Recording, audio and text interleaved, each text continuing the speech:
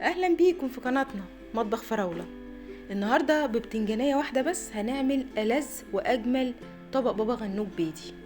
الطبق ده من المقبلات اللي انا بعشقها شخصيا، هو اصلا بينفع يتاكل لوحده من غير اي حاجة. تعالوا نعمله بمكونات بسيطة وموجودة في كل بيت. بس اذا كنتم اول مرة تشوفوني انزلوا اشتركوا وفعلوا الجرس علشان توصل لكم كل وصفاتنا واشعاراتنا بفيديوهاتنا الجديدة. تعالوا نشوف هنعمله ازاي. عندنا هنا بتنجانية يتيمة لقيتها في التلاجة، جبتها شويتها، وزي ما انتوا شايفين قشرها فصل عنها بعد الشو. هبدأ ان انا احوش القشر خالص وافصلها عن القشر، انضفها تماما من القشر زي ما انتوا شايفين. هحاول ان انا مخليش اي بواقي فيها من القشر. اول ما انضفها خالص من القشر هتبقى معايا بالشكل ده.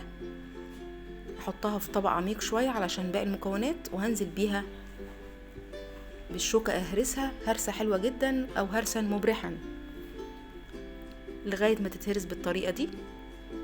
وهجيب معايا شوية مكونات بسيطة جدا موجودة عندنا في كل بيت. شوية كزبرة ناشفة مطحونة كويس، بتبقى طعمها لذيذ قوي بالكزبرة.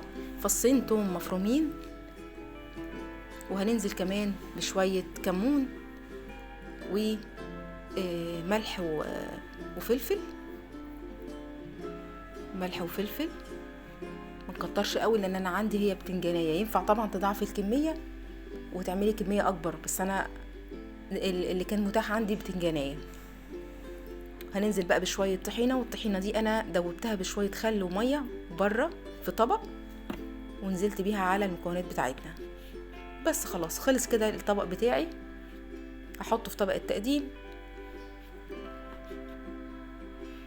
مفيش ابسط من كده. شايفين بقى شكله في طبق التقديم، وحطيت له طماطمايه كده، زوقته وزينته بطماطمايه وشريحتين من الخيار. كده بقى هيبقى ناقصه شويه صغيرين خالص من الزيت زي ما احنا شايفين كده. معلقتين زيت بتفرق جامد في الطعم، ونحط شويه شطه، انا بحبها مشطشطه.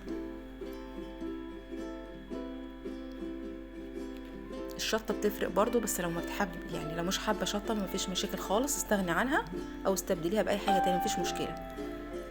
الطبق هنا بقى جاهز عندي، ألذ واجمد واجمل طبق بتنجان بابا غنوج رائع لعشاق البتنجان، وكمان الناس اللي بتحب الحاجات الحرشه هيبقى جميل قوي قوي بالنسبه لهم. وكده من هنا ورايح مش هنشتري خالص من بره، وهنعمله في البيت انضف وارخص بكتير. النهارده وصفتنا خلصت، منتظرين ارائكم في كومنتات، واعملوا شير للفيديو واعملوا لايك وشجعونا، دي حاجه بتبسطنا. شكرا ليكم ولمتابعتكم.